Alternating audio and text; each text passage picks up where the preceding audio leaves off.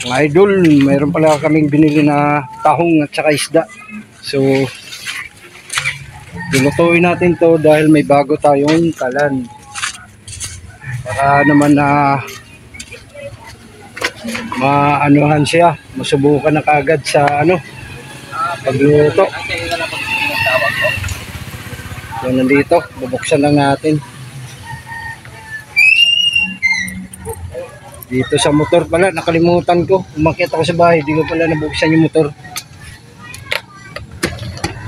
Sana mga idol ha. Ayan. Ito na yung binili namin sa sa palengke.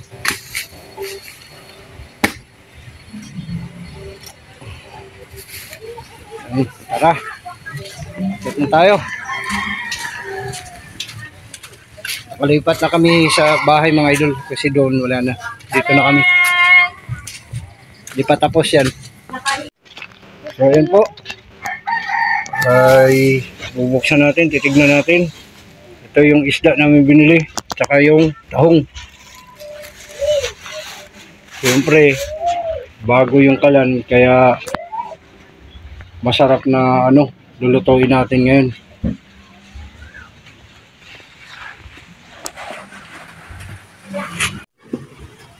So yun mga idol ay maglilinis tayo ng tahong.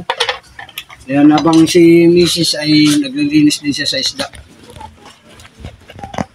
Tanggalin natin tong mga kuwan, lumot-lumot. Para masarap yung higop natin sa sabaw.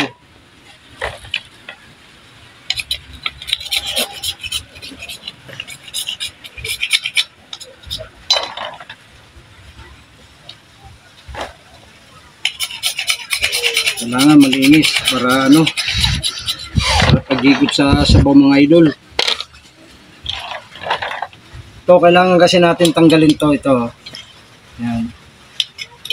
Yung mga talabang maliliit na nakadikit.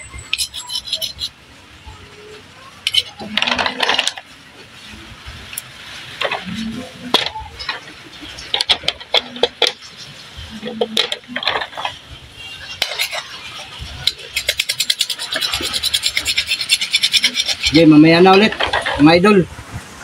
Babay ka na ba? Mamaya. Ganun ka na ba? Wag muna tayo magbabay. Ganun na. Wag muna tayo magbabay. So, ayan na po, mga idol, lulutuan na natin yung kalan, bibinyagan na natin. Bali, magpiprito muna si Mrs. sa isda.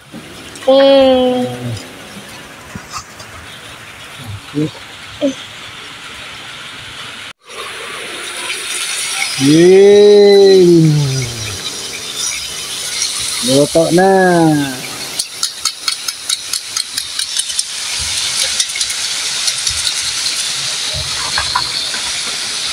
Ito mo.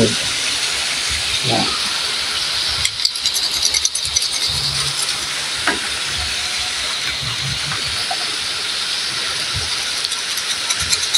So ayan, mamaya lang ulit mga idol So yun mga idol ay bali nagsabaw nga pala kami. Nagsabaw din kami mga idol. Ayan nakita mo na. Ayan. Iangat mo pa konti. Yan mga idol. Tapos ito yung prito. Yan. Nakapagluto na kami mga idol. Ito. Yan. Tapos ito yung tahong lulutuin pa. Malinis na yan. Yan. Pakita mo ako. So ayan. Mamaya lang ulit mga idol sa pagkain na lang mga idol. So ayun na nga po mga idol. Luto na lahat. Kakain na tayo. Bali ito nga po yung yung tahong na niluto natin. Ayan, luto na. So ito yung sinabawan natin. Yun, luto na rin. At itong prito. Ayan. So kain tayo mga idol. Ito yung tahong natin. Ayan. Kain na tayo. Ito agahan natin or tanghalian na. Ayan, maulan nga po yung panahon ngayon mga idol. God bless this food namin. Kain tayo mga idol. Mm.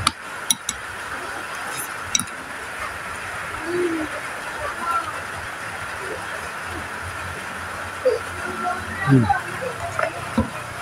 Higop ng sabaw.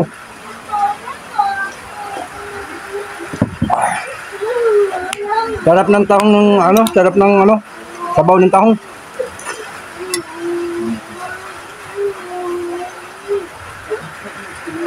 So yun lang mga idol. Maraming salamat. Ngayon, meron na naman tayong panibagong vlog. Ayan, thank you Lord kasi nagkaroon kami ng bagong kalan. Maraming salamat. God bless po sa inyo lahat.